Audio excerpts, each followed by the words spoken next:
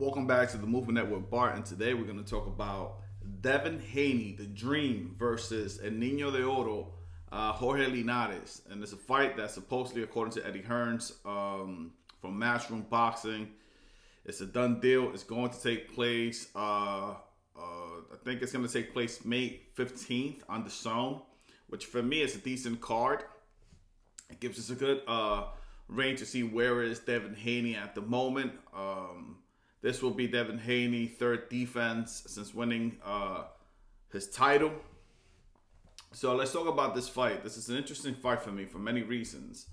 But one of the biggest reasons is simply because I think this is the toughest opponent that Devin Haney has ever fought. I do know that versus Jorge Gamboa, his last fight, Devin Haney was tested, but I don't think Jorge Gamboa offered anything, especially after coming out of the fight from Tank Davis and being hurt in that fight. So for me, Jorge Gamboa is a fighter. He's done. He's a gatekeeper. Unfortunately, I remember when they used to call him Little Mike Tyson. Little Mike Tyson is done. Jorge Gamboa has nothing else to offer boxing. But now we're going to see Devin Haney. By the way, Devin Haney, 25 fights, 15 KOs, 0 losses. An amazing talent. For me, Devin Haney is not the future of boxing yet. I'm not going to label him that, but he definitely has a lot of talent. Devin Haney last fight was versus Jorge Gamboa, 2020. It was a great fight. I think it was in September or November. I want to say November. It was in November 7th, 2020. It was a great fight. I enjoyed the fight. A lot of people criticized Devin Haney simply because they thought that he should have gotten Gamboa out of the picture before the 6th round. It won the distance. I think Devin Haney did. He definitely did what he had to do with a veteran fighter. Jorge Gamboa definitely knows how to not get stopped, and he tried his best. But let's talk about this fight versus Jorge Lineres. Jorge Lineres, 47 wins, 29 KOs, 5 losses. And the interesting thing here is that every time Jorge Lineres gets an L, he gets knocked out, right? We last saw Jorge Lineres, he's won his last 2 fights, but before that, he fought in Madison Square Garden in 2019 against Pablo Cesar Cano, and he got stopped in the 1st round, which for me, it was a very disappointing fight. Not just that, but we saw Lineres fighting out of his, definitely way out of his weight class. If you don't know that Jorge Lineres started fighting at 122 pounds. When he fought Pablo Cesar Cano, he fought him at 140 pounds, if I'm not mistaken. So Jorge Lineres went pro 122 pounds. One title 126, 130, 135 pounds, including the 135 pounds Ring Magazine World title, whatever the hell that is. But we got to admit that he's already 35 years old. Jorge Lineres does not have the best chin out there. He always seems to get dropped. And versus Vasily Lomachenko, we also noticed that Jorge Lineres doesn't take the best body shots. He took a body shot from Loma, and he went down, didn't get back up. In a fight that I thought he was doing very well, he dropped Loma.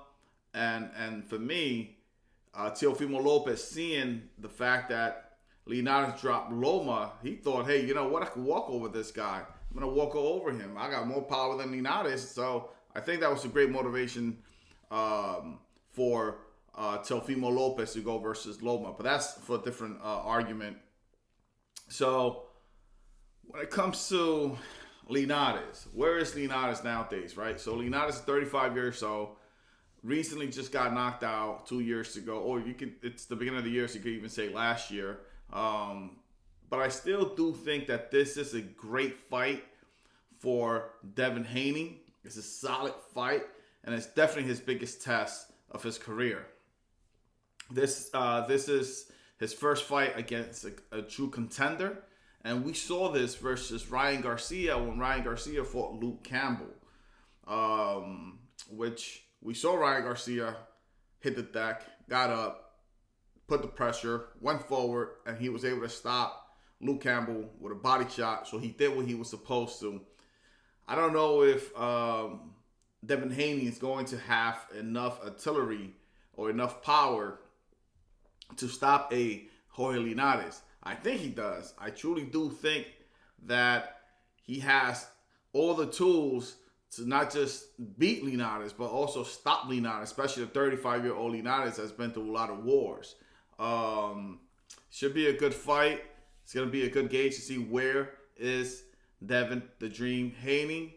I give him a lot of props for taking this fight, but at the same time, it's a fighter that is older. It's a fighter that we all know that Linares is not the same fighter at 135, at 140.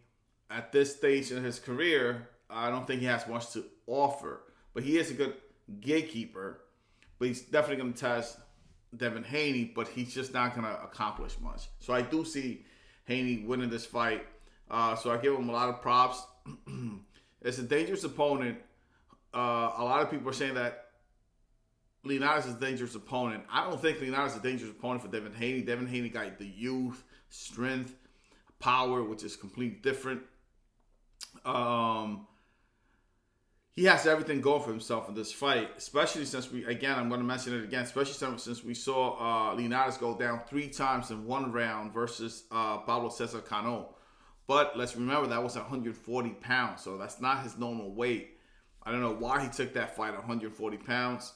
And don't forget, Pablo Cesar Cano lost to an old Ever Morales in 2010. So Cano is not a spring chicken himself neither. And he ended up losing to Ever Morales in 2010. And then I want to mention again that Linares went pro 122 pounds.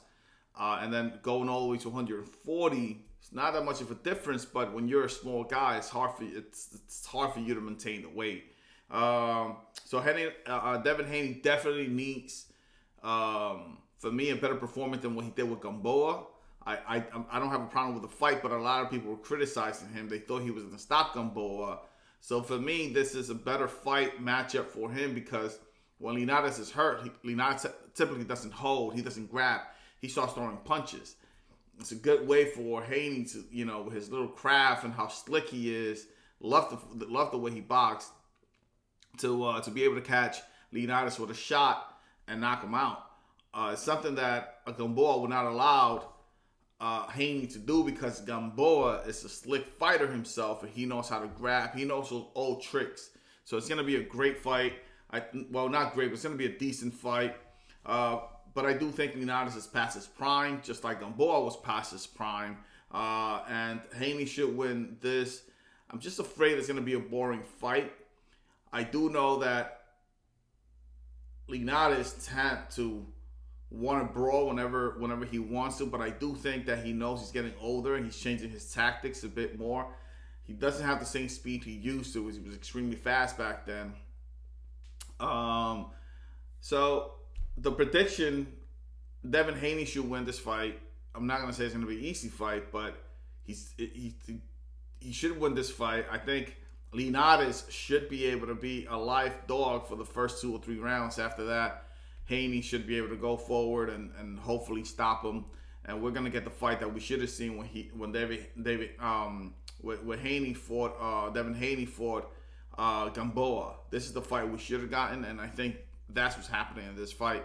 I think Golden Boy Promotion, Linares promoter, they know that. They do know that Linares is his last leg.